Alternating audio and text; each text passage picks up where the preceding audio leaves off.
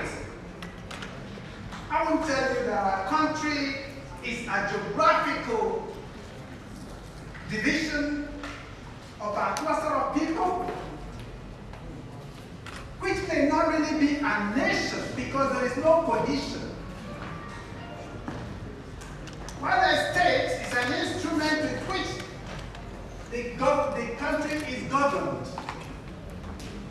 a nation in itself becomes a cluster of individuals who have been homogenized, who have been brought together, either on account of religion, or culture, or political affiliation, or other ethnic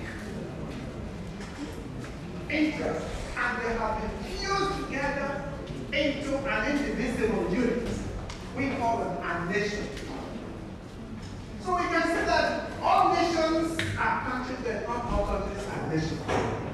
And the issue of nation building tells us efforts are being made by countries, particularly in Africa, to forge nations out of their countries. So in the context of the African people and nation building is often referred to efforts of leaders of newly independent nation states to redefine the populace with a single identity of citizenship, regardless of ethnic, religious, and other identities, so that they can assume a coherent national identity. We can therefore say that national nation building is a striving for constructing or defining a national identity using the machinery and power of the state. The concept of the walls of unfinished business is simply telling us that nation building is a continuum. There is no end to it. Even the advanced countries are continuing to build their nations. So there is no end to nation building because there are complexities in the machinery of nations. Challenges erupt from time to time, and the ability to manage these challenges in order to assume unity and unification of the country becomes the issue of nation building. So we can say that in the context of political economy, nation building simply is an unfinished business. It implies the process of nation building in which nations are continuously trying to become unified, particularly the post-colonial states of Africa,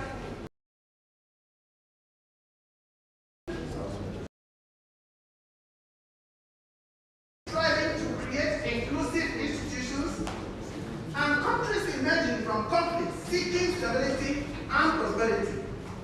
These challenges often stem from historical injustices, socioeconomic inequities, and political power imbalances. These are crises that call for nation building. Colonial legacies continue to impact many nations as they often left behind fragmented societies, unequal resource distribution, and weak governance structures. Post-colonial states face the task of constructing inclusive political institutions and accommodate various societal groups and ensure equitable distribution of resources. This process requires addressing historical grievances, fostering national reconciliation, and designing economic policies that promote inclusive growth. Now, historicizing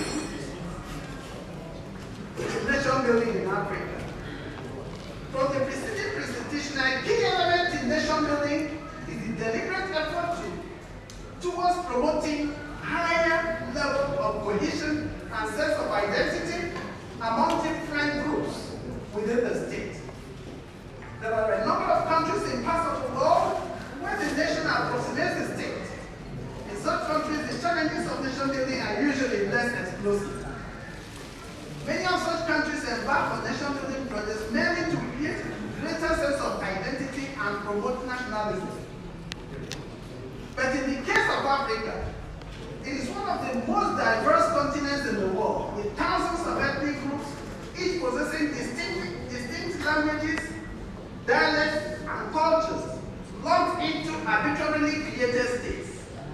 There is also the issue of religious diversity on the continent, evidenced by the presence of Christianity, Islam, and traditional religions. In fact, there could be as many as 3,000 ethnic groups and over 2,000 languages spoken in the continent of Africa. Very diverse. Traditional African societies and states were built on elaborate systems comprising the family, lineage, clan, and ethnic groups, as well as confederations of groups with common ethnic, cultural, and linguistic characteristics. These were the units of social, economic, and political organization and intercommunal relations which the colonial powers met. During the initial contact with Africa, Europeans had found the African system quite convenient as it guaranteed social peace. However, the process of colonization in Africa, which was formulated with the partitioning of the continent by the European countries by what we call the Berlin Conference of 1884-85, where there were forced amalgamations in which various parts of Africa, without reference to cultural homogeneity, ethnic, or religious considerations, lumped together in the interest of the colonizing powers. This has continued to plague unity and nation building in Africa. There are practically no African countries where the state approximates the nation. The resulting heterogeneity of ethnic and racial composition was exploited by the colonial masters in their well-known divide and rule policy wherever they found themselves. Tribe, ethnicity, and religion, and communalism were exploited to the disadvantage of the African nations that belong to them. Evidences of these are spread all over the African continent and the jurisdiction of all colonial powers. One tribal or ethnic or religious group is practically pitched against another, mobilizing mutual fear of domination or exploitation and pushing them further apart. Writers have observed that ethnocentrism was accentuated by colonialism, so that it has in many ways proved the Achilles heel of many African countries that have been plagued by post-independence, conflict, instability, and civil war. In spite of all these diversities, efforts have been made by African leaders, and what were those efforts towards nation building? In the aftermath of colonialism, there was the need for nation building. In response to a number of post-independent African states, many tangible efforts were made to achieve unity, having realized its importance in promoting all-round stability and aggregate development. Several nation-building policies have been implemented by the African states since independence, some of which appear to have little or no effect on the issue of nation building. A few of these policies were symbolic in nature, such as changing European colonial names of countries or their capital cities to more African ones, as was the case with Gold Coast, which was changed to Ghana, or Rhodesia, which was changed to Zimbabwe, or Lorenzo, which became Maputo, or Fort Lamy, which changed to N'Djamena, among others. There were yet other policies that had more immediate effect on the citizens, ranging from military conscription in countries like Angola, Eritrea, Sudan,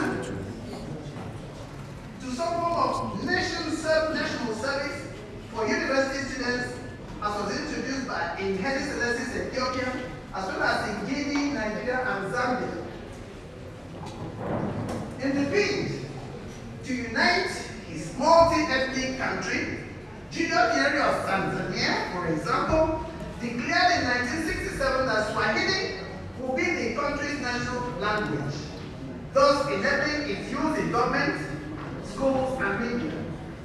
To ensure proper implementation of the policy, the National Swahili Council was established to promote its use in all spheres of public life.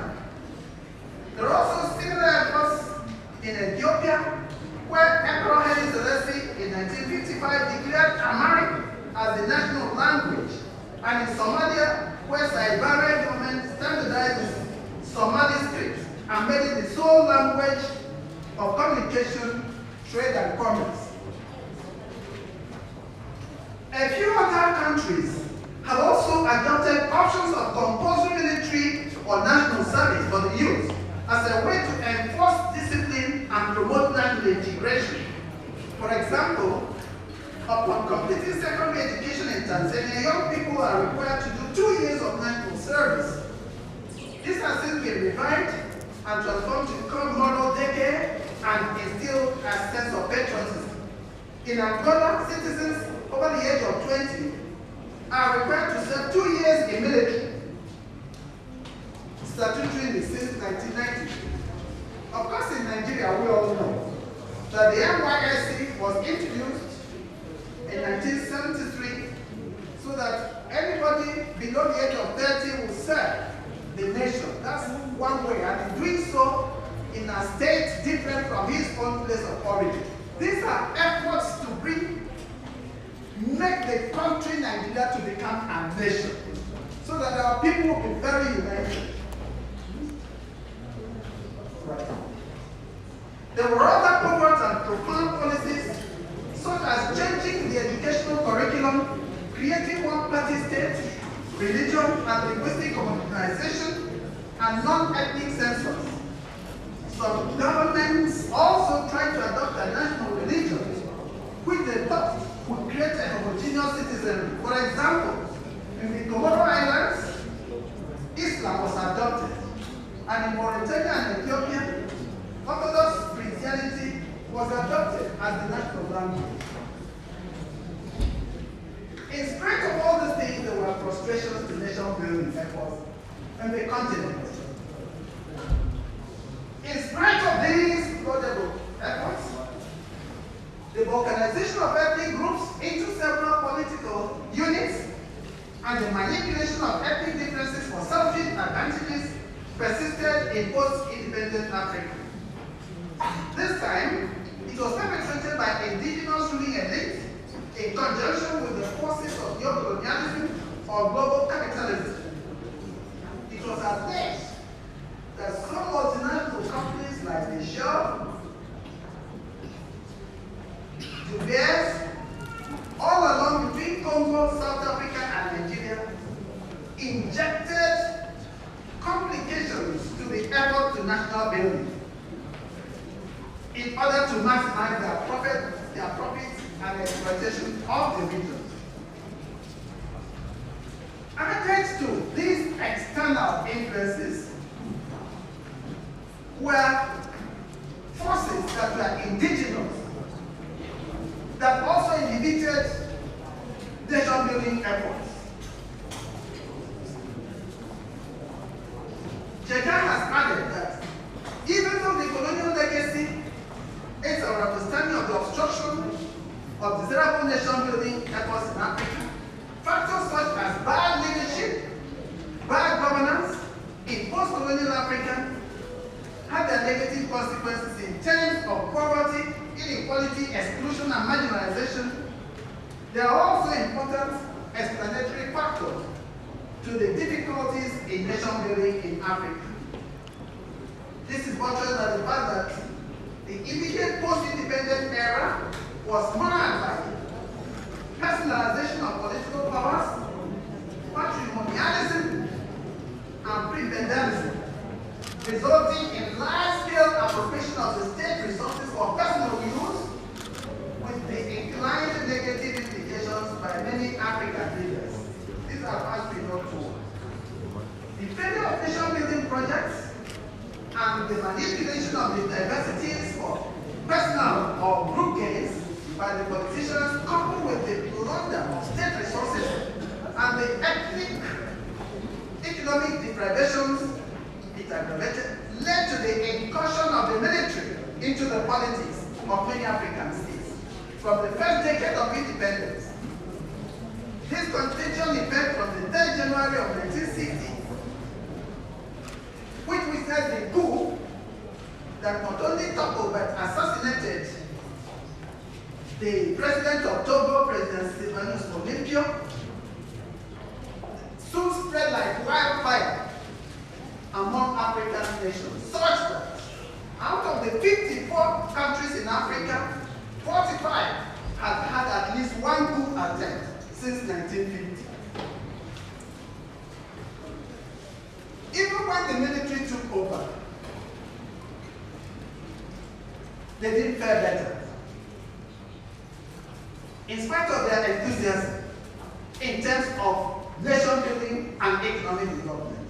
In fact, it would appear that the attention to nation building had waned with the onset of the economic crisis that visited the military regimes.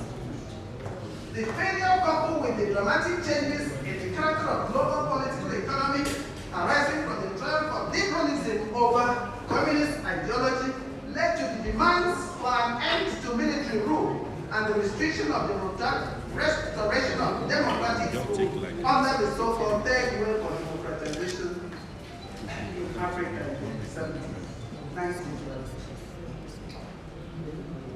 Now, democratization and the challenges of nation building in Africa is perhaps one of the greatest ironies of history. That the democracy, properly defined, and we all know the concept of democracy, brought to us by the colonial powers, unfortunately, in their practice of this democracy, all that they did was far short of democratic ideals.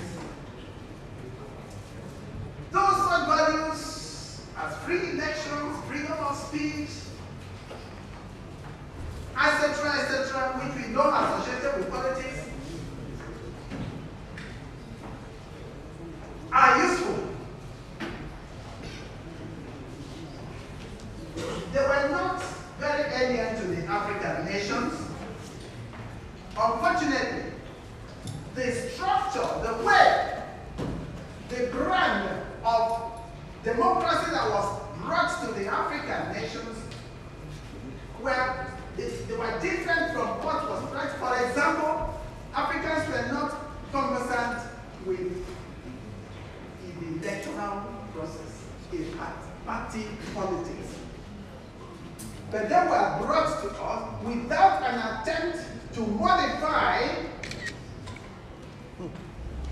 this political strategy to suit the peculiarities of the African environment, which was also a problem. So we were grappling with party politics.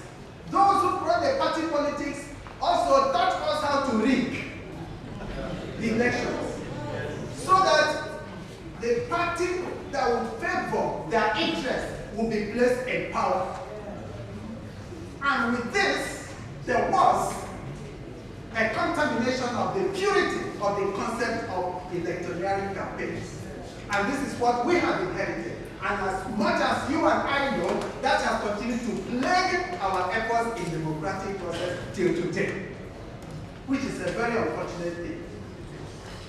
Therefore, elections, political parties tended to exacerbate, widen, and aggravate pre-existing divisions and hostilities, especially based on the pre-colonial and primordial identities.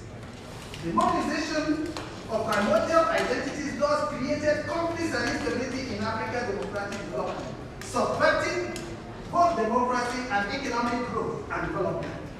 Over time, elections tended in general, and with few exceptions, to be neither free nor fair, tremendously lacking in credibility and integrity.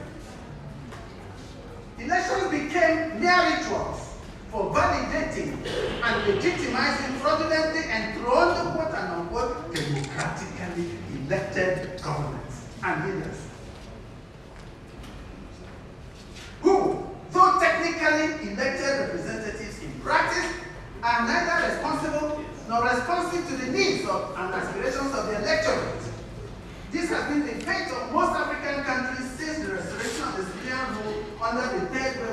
democratic rule in the continent. Now, we talked about the resurgence of military that came in to attempt to save the situation. As explained that military coups became the norm in several African countries shortly after independence, due in part to the failure of the nation-building project. Also, during the period of prolonged military rule and the subsequent economic downturn experienced in much of the continent, the nation-building project was far relegated. Insecurity became rife as a result of many factors, prominent of which was ethno-nationalistic agitations. When most African countries were returned to democratic rule under the third wave of democratization, expectations were once again heightened that both the nation-building project and economic development could once again commence. However, two decades down the line, most of these expectations had not materialized. After a period of relative democratic stability in the current wave of liberal democracy in the continent, military coups are making a fast comeback with the recent takeover in Gabon, coming just a month after the soldiers had seized power in the Niger Republic in 2021. In 2021, there were 6 coup attempts in Africa, with 4 of them being successful. Of the 18 coups recorded globally between 2017 and 2021, all of them but one took place in Africa. This prompted the United Nations Secretary General to warn in 2021 that the military coups were back. Typically, official condemnations and membership suspension from the AU and relevant regional economic communities have often characterized regional responses to this phenomenon. Also, several explanations have been proffered for the resurgence of the military coup in the continent of Africa. We know some of these things, I won't bore you with them.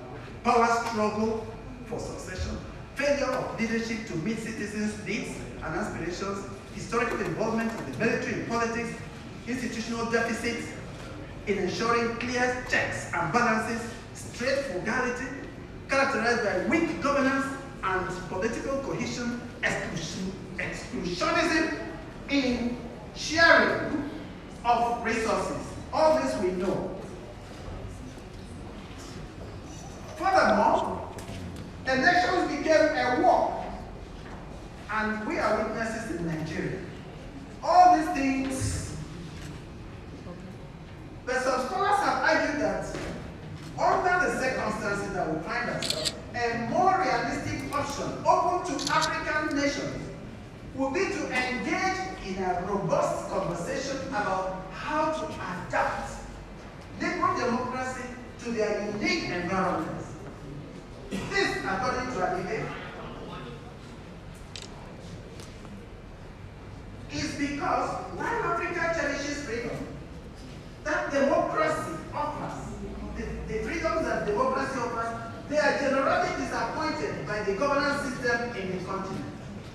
This position coincides with the position that several other thinkers have posited. And they are saying that we must entrench deep democracy in Africa and build our unified identity out of the fragmented existing African countries. And that to do that, the first thing to do is to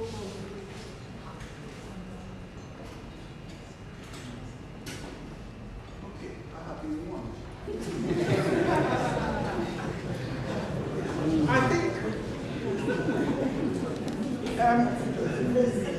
where are we in Nigeria? Let's charity the with the situation, how are trying to explore what it is in various parts of Africa. But for us here in Nigeria, people have proposed various strategies for ensuring that real nation building takes place in Nigeria, as it should be in the rest of the continent of Africa. In Nigeria, for instance, attempts to address the national question has often been met with responses that the unity of Nigeria was not negotiable. In other words, the question of whether any of the federating units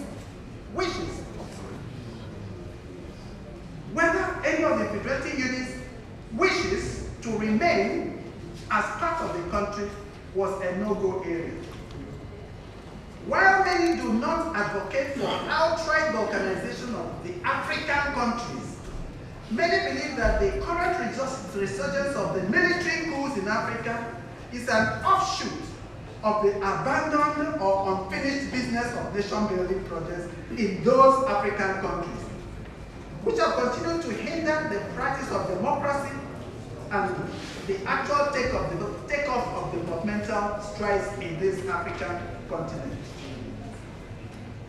Many people are therefore of the view that the solution to this situation rests in a dispassionate and honest re-examination of the skewedness in the both nationhood and statehood in the continent of Africa, as handed to them by the colonialists.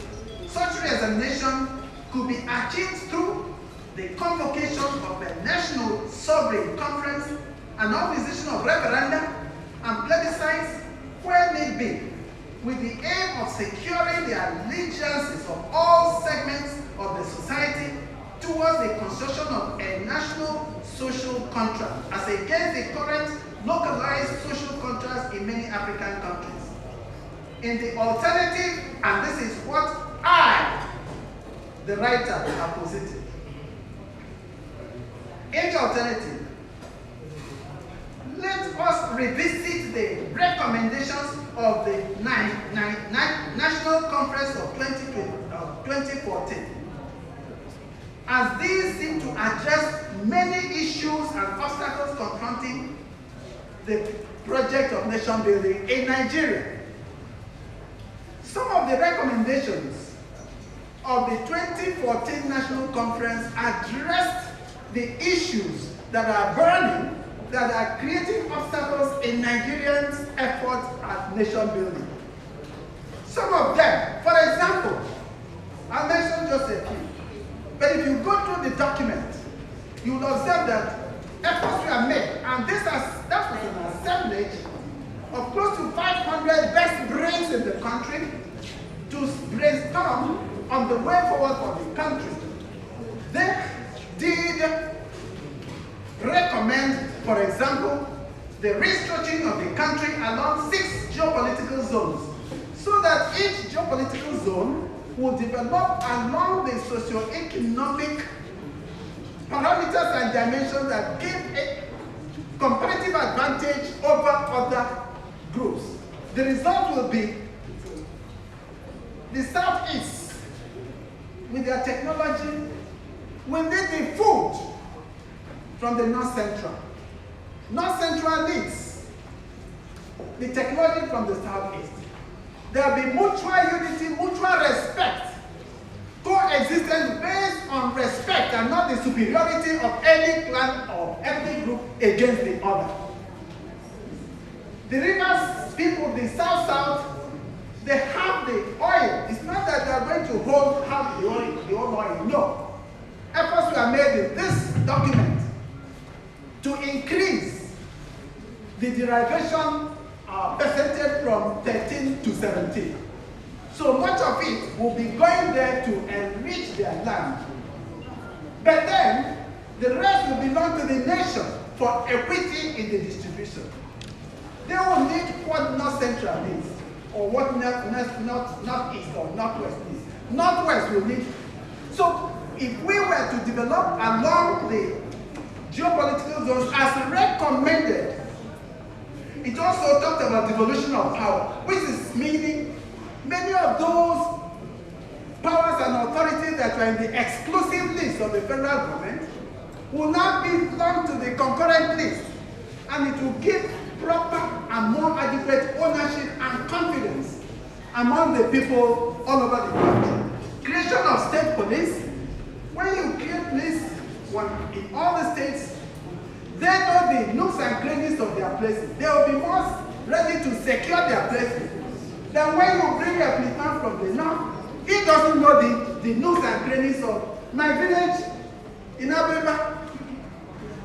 It's an African man that will know that if the invaders come this way, we wait for them that way. That's why they also talked about rotational presidency. The presidency rotates between the north and the south and across the 6 geopolitical zones. I bet you this issue of restlessness or people feeling marginalized will be dead and buried. Because every ethnic group will know that sometime in future it will be their turn to produce a president. And this is what we do. So we need to get that, and again the same creation of more states. That there will be equality. 18 more states were to be created. And these states, when created, there will be equality across, except in the Northwest, that will have one state over and above because of its size. If that is done, this issue of marginalization, IPOB says this, it will die naturally. I thank the president, the chairman. This is exactly what she is saying. It becomes our prayer. Though tribes and tongues may differ, in brotherhood we stand. If we introduce it and we imbibe it, it will be one way of ensuring that national unity, nation building is on its fast lane. So my position is that the National Assembly should, as a matter of urgency, go and execute that document and begin to work on that document and present it to Mr. President, and we are optimistic that Mr. President will assent to it. And let us begin to, even if there are minor modifications. I mean, how much was spent? 10 billion naira within 4 months. And, oh my goodness. The major problem we have is that we have weak institutions but strong men. The developed countries have strong institutions but weak human beings. Otherwise, how could an election be conducted in 1993 and the institution, INEC, tells us who the winner is, and somebody says no, and that no has remained till today? They haven't dedicated strong men and weak institutions. Even in the case of this 2014 National Conference, what happened? All the documents, when we spent 10 billion naira within 3-4 months, somebody says it couldn't see the light of the day, and it never saw the light of the day. And what happened? Nothing has happened. We have strong men but weak institutions.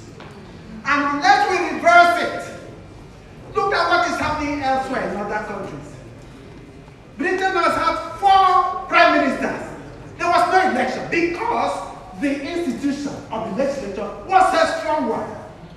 They would dictate the pace and not any individual. So as long as the individual becomes stronger than the institutions, it is a lost battle. So we must wake up. And for me, all institutions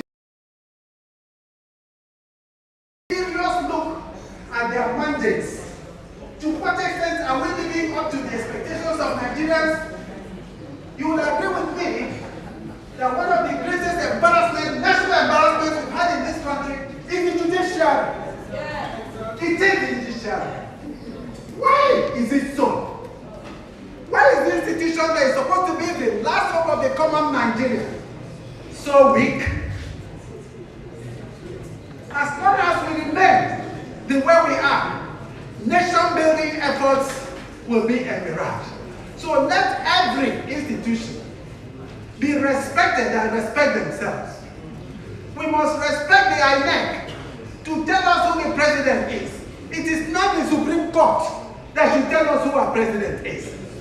Because it's a weakness of that institution, and we are transferring its legitimacy to the Supreme Court. So if I am in a position to appoint judges of the Supreme Court, I can do anything and get away with it. This is what we are saying. Sorry, I'm not in the habit of. I have 1 more minute to go. Please, by word of summary, the nation-building efforts is ongoing. It's a shame for us as a country that countries that began the democratic race with us almost at the same time, they are now beckoning on us to hurry up. South Korea had its independence in 1946, shortly before us. They are giants in telecommunications and automobiles. Singapore, the same thing, 1965. After us, 5 years after us. Biotechnology, ICT, and financial technology. Malaysia, 1957. Electronics, telecommunications, manufacturing, Taiwan, and on and on and on. What has happened to us as a nation?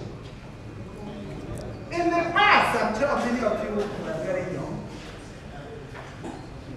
Inferior goods will say, this is Taiwan, I won't buy that. Today, the reverse is the case.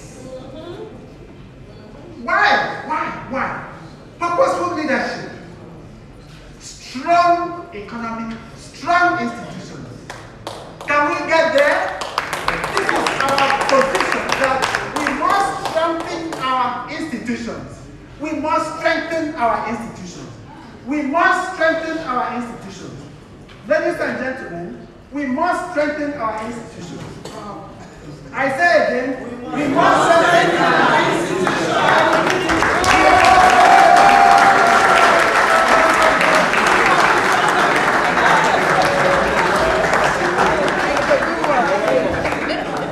That was a clarion call. Please can you put them together for again. So moving at the speed of light, we want to